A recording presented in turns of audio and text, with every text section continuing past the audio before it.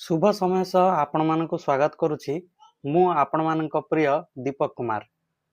दर्शक बंधु, विगत वीडियो मानकरे आपण मानकर भल पाइबा, आपण मानकर स्नेह मते बहुत आग को टाणी नवा पई आकर्षित करुछि।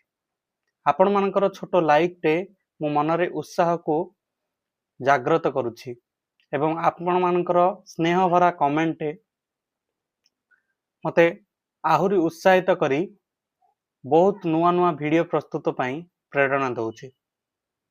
तो दर्शक बंधु, आजिर जो विषय उपरे आमे आलोचना करिया को जाउछंती, मोर दृढ़ विश्वास यह अत्यंत रोचक काहाकू लागि पारे, काहा मन को आंदोलित करि पारे, किंतु प्रकृत सत्य घटनाटी आउ जीवन रे अनुभूति होला भली घटनाटी। तो चलंतु आरंभ करिबा आजिर सुंदर विषय वस्तु को। प्रथम उक्ति, वर्तमानर काम वर्तमान ही करंतु, नहले जेम्स आल्बेरी कविता सत हेब। एही उक्तिटी का मन को आघात दे पारे एवं कहा मन को उत्साह आनी पारे एवं कहा को द्वंद्व रे पकई पारे। बहुत सुंदर उक्तिटी है ना।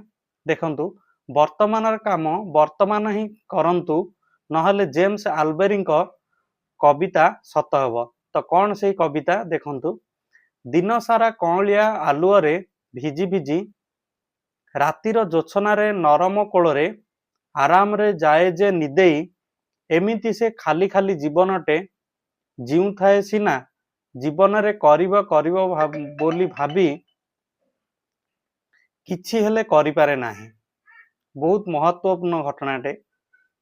दिन सारा कौलिया आलुअरे भिजी भिजी, रातिर जोछनार नरम कोଳରେ आराम रे जे जाए जे निदेई, एमिति से खाली खाली जीवनटे जीउ थाए सिना, जीवन रे करिब करिब बोली भाबी किछि हेले करि पारे नाही। बुझिले ना यार महत्व?